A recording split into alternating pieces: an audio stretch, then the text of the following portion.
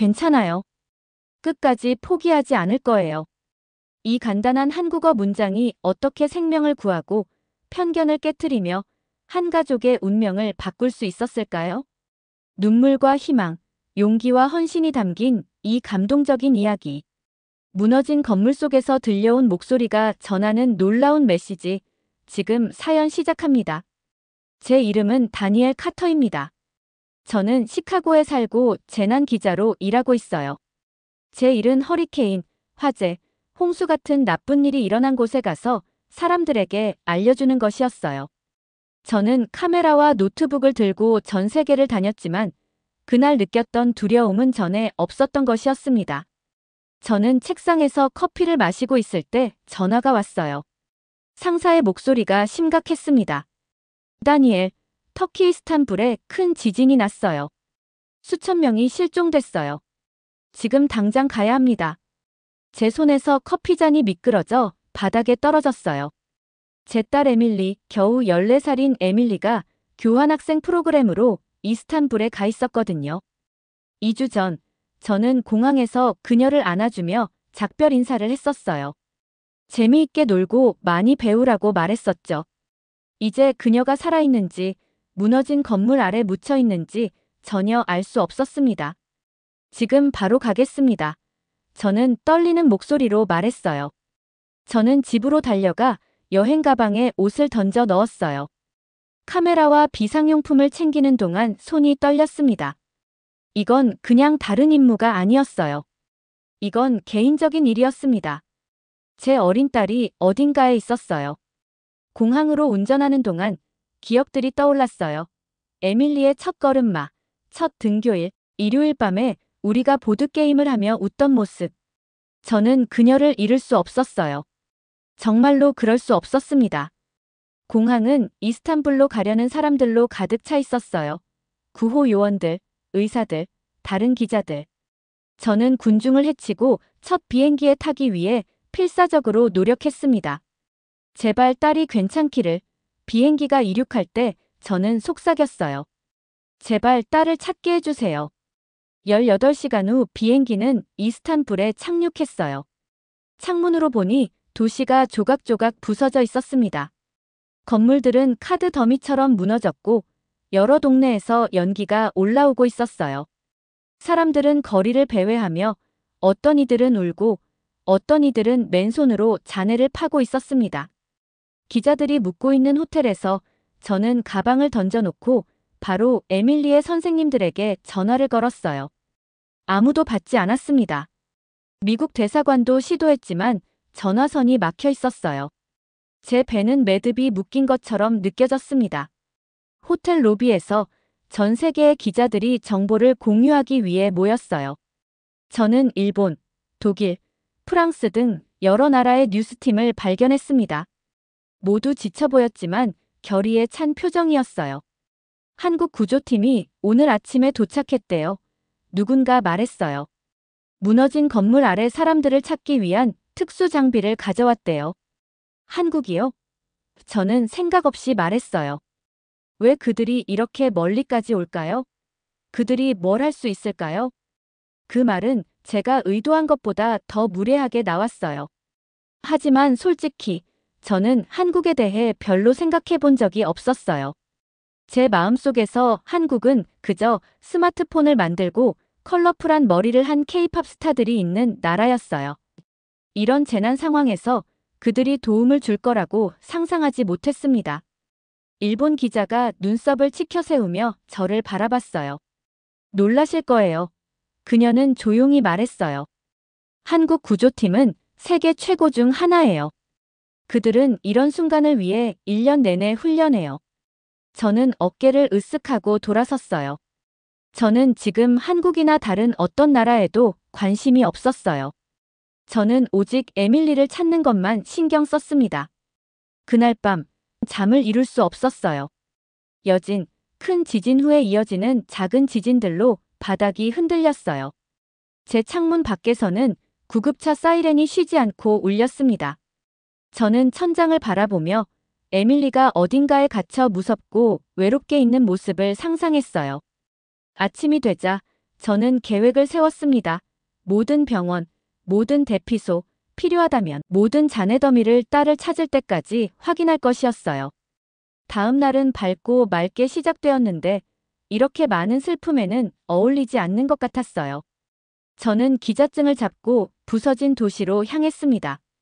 비상지휘센터에서 한 직원이 무너진 학교 건물에서 몇몇 학생들이 발견되었다고 말했어요. 에밀리가 간 학교였습니다.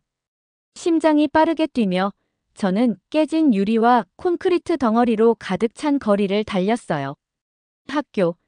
학교에 무너진 잔해에 도착했을 때 저는 멈춰서서 바라볼 수밖에 없는 광경을 보았습니다.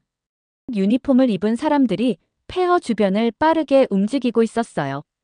그들의 재킷 뒤에는 굵은 흰색 글씨로 한국 구조대라고 쓰여 있었습니다. 그들은 그냥 무작정 파는 게 아니었어요. 로봇, 특수 카메라, 청음 장치를 가지고 있었어요. 그들은 잘 훈련된 팀처럼 한국어로 서로 소통하며 일했습니다. 저는 한 구조대원이 좁은 구멍에서 어린 소녀를 조심스럽게 꺼내는 것을 지켜봤어요. 그녀의 얼굴은 먼지로 회색이었지만 살아있었어요. 군중들이 환호했습니다. 에밀리. 저는 앞으로 나서며 외쳤어요. 에밀리 카터? 그녀가 아니었어요. 그 소녀는 더 어렸고 아마 10살이나 11살 정도였어요. 의료진이 그녀의 부상을 확인하는 동안 그녀는 울었습니다. 바로 그때 한국 구조대원이 무전기로 말했어요. 비록 그 단어들을 이해하지 못했지만 그의 목소리에는 무언가가 저를 멈춰 서게 했어요. 그는 서두르지도 당황하지도 않았어요. 부드러웠고 강하지만 조급함이 아닌 그렇다고 포기도 아닌 끔찍한 곳에서도 그의 목소리에서 확신과 위로의 마음이 들었습니다. 그런 다음 그는 울고 있는 소녀에게 한국어로 무언가를 말했어요. 나중에 저는 그 단어들이 이것을 의미한다는 것을 알게 되었습니다. 괜찮아요. 다행이다. 사라져서 고마워요. 절대 포기하지 않을 거예요. 저는 15년 동안 재난을 취재해왔지만 피해자에게 그런 따뜻함으로 말하는 사람을 본 적이 없었습니다. 그날 밤 호텔 침대에 누워 저는 한국 구조대원의 목소리를 계속 생각했어요. 낯선 사람들을 돕기 위해 세계를 가로질러 날아온 사람이 있었어요. 자신의 언어로 위로의 말을 하며 그들이 이해하는지 모르면서도 그래도 말하는 사람.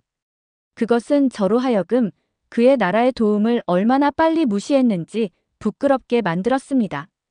그리고 여전히 에밀리의 흔적은 없었어요. 지진 후 셋째 날, 제 전화가 아침 6시에 울렸어요. 알 수 없는 번호였습니다. 여보세요? 저는 수면 부족으로 거친 목소리로 대답했어요. 카터 씨, 이스탄불 주재 미국 대사관입니다. 따님 에밀리 카터에 대해 연락드렸습니다. 제 온몸이 차가워졌어요. 이것이었습니다. 제가 두려워하던 전화였어요. 저는 침대 가장자리에 앉았고 제 다리가 저를 지탱할 수 있을지 확신할 수 없었습니다. 네. 저는 속삭였어요. 발견되었습니다. 선생님, 에밀리 카터가 살아있습니다. 방이 제 주위로 빙글빙글 돌았어요. 살아있었어요. 에밀리는 살아있었습니다. 어디 있어요? 저는 이미 신발을 잡으며 물었어요. 탁심 광장의 야전 병원에 있습니다. 탈수 상태이고 약간의 부상이 있지만 의사들은 그녀가 괜찮을 거라고 말했어요. 제 인생에서 그렇게 빨리 움직인 적이 없었어요. 저는 군중을 밀치고 떨어진 잔해물을 뛰어넘어 탁심 광장까지 달렸습니다. 야전 병원은 예전에는 아름다운 도시 광장이었던 곳에 설치된 하얀 텐트들의 모음이었어요. 의사들과 간호사들이 부상자들로 가득 찬 간이 침대 사이를 바쁘게 움직였습니다. 에밀리 카터, 저는 입구의 간호사에게 숨을 헐떡이며 말했어요. 제 딸이에요. 그녀는 뒤쪽에 있는 간이 침대를 가리켰어요. 거기 플라스틱 컵에서 물을 홀짝이며 앉아있는 에밀리가 있었어요. 그녀의 얼굴은 멍이 들었고 갈색 머리는 먼지로 엉겨 있었지만 그녀의 눈은 파란 하늘빛을 잃지 않고 열려 있었고 살아 있었습니다. 아빠. 그녀는 저를 보고 소리쳤어요. 저는 그녀에게 달려가 조심스럽게 너무 꽉 누르지 않도록 주의하며 그녀를 안았어요. 그녀는 제 팔 안에서 너무 작고 너무 연약하게 느껴졌습니다. 내가 사라진 줄 알았어. 저는 눈물을 흘리며 말했어요. 너를 영원히 잃은 줄 알았어.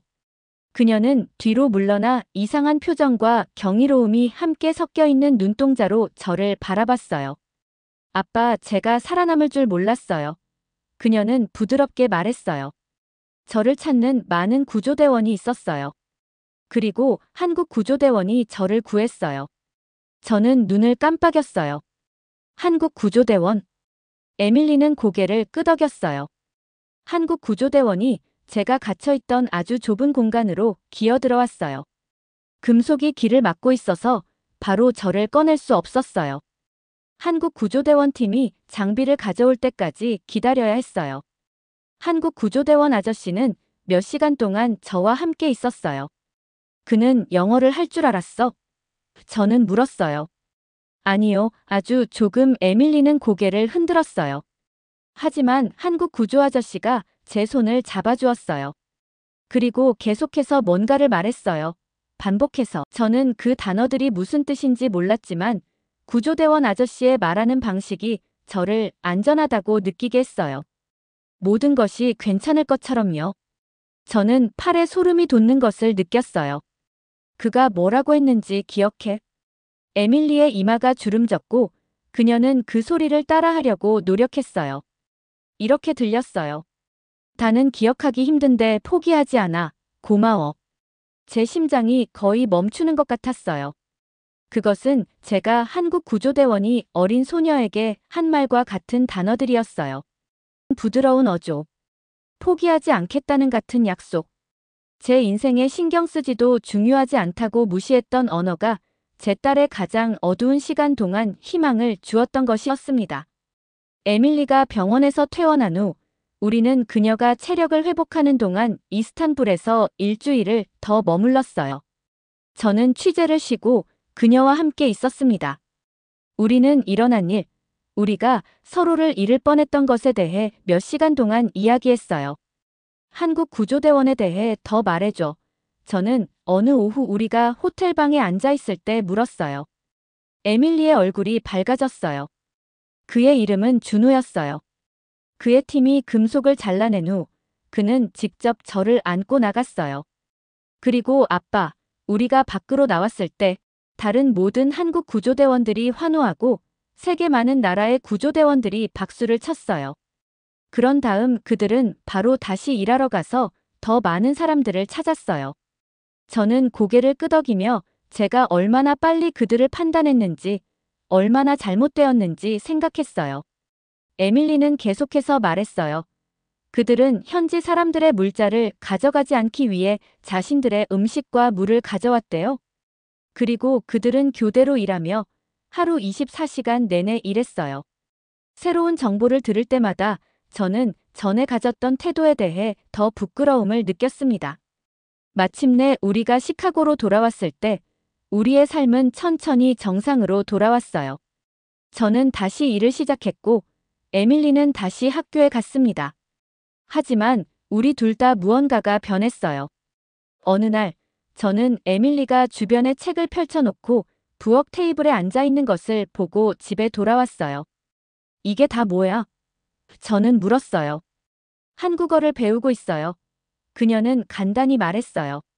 언젠가 저를 구해준 한국 구조대원에게 제대로 감사를 표현하고 싶어요.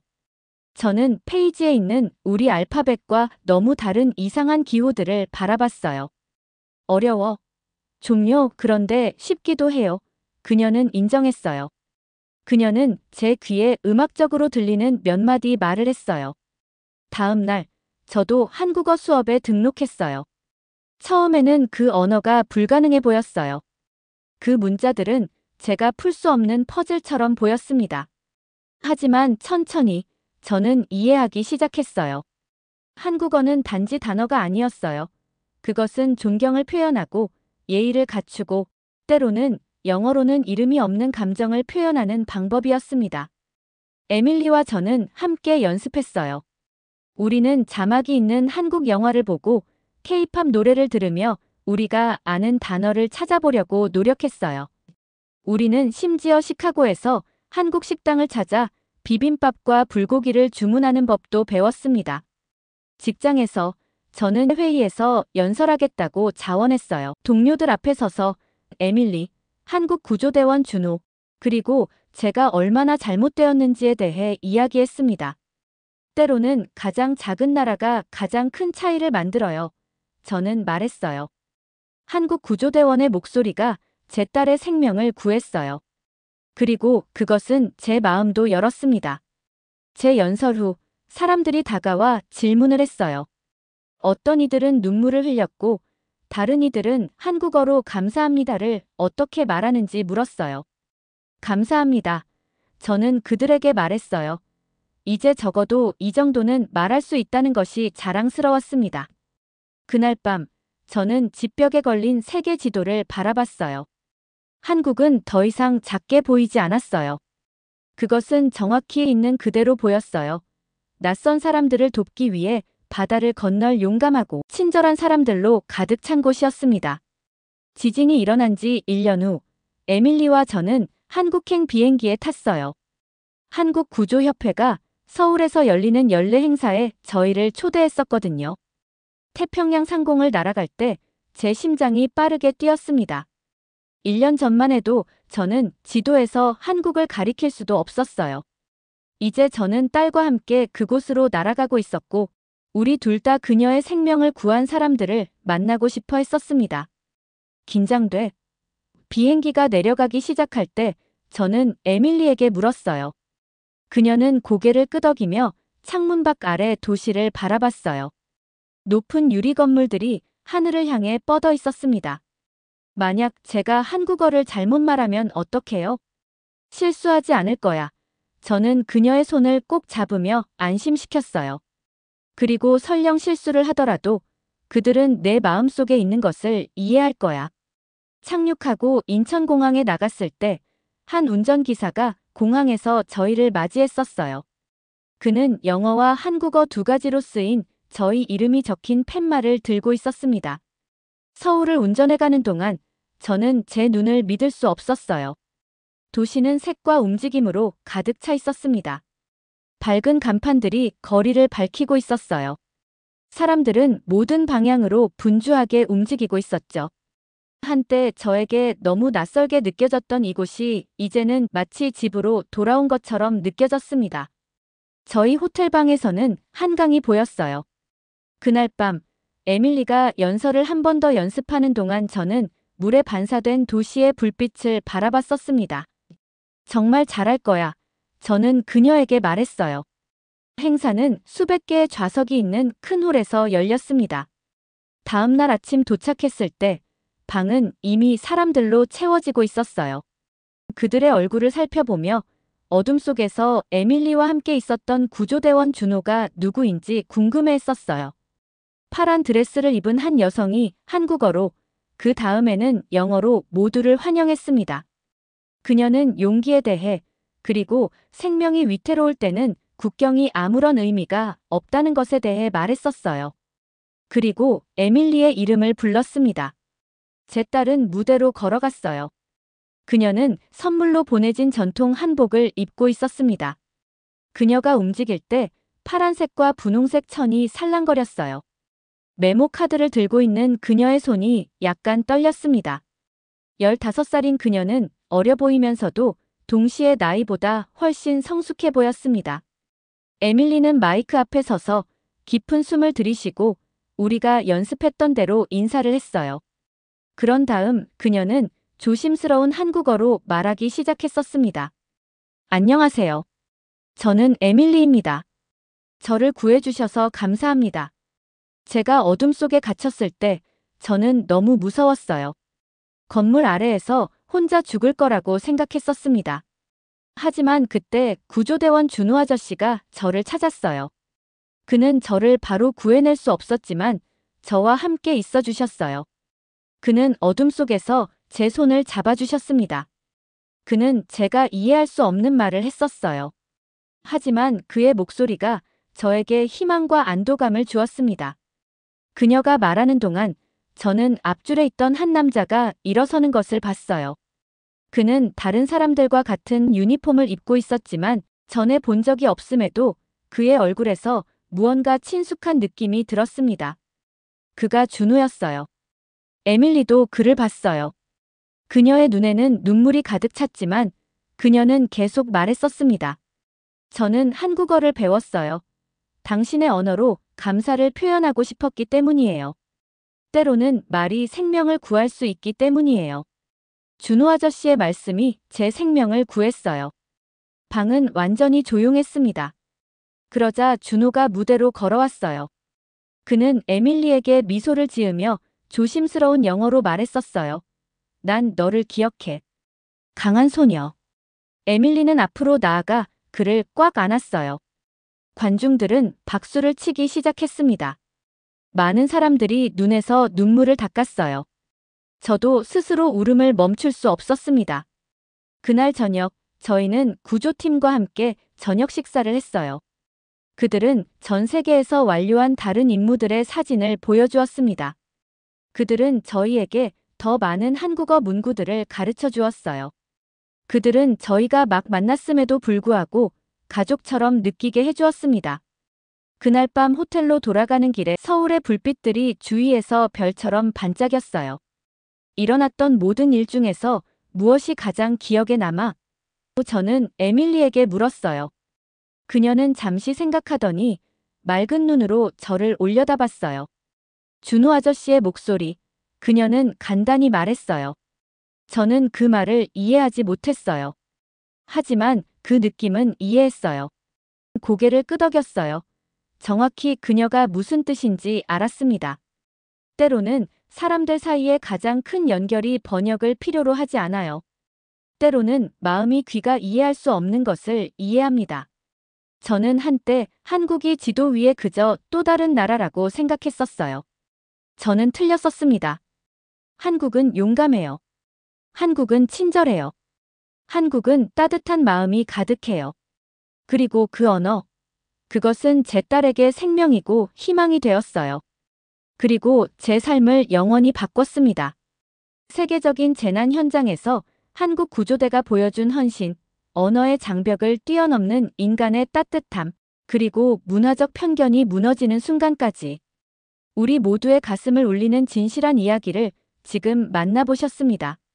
어렵고 힘든 상황 속에서도 생명을 귀하게 여기는 모든 구조대원들에게 감사 인사드립니다. 사연 함께 해주셔서 감사합니다. 오늘도 행복한 하루 되세요.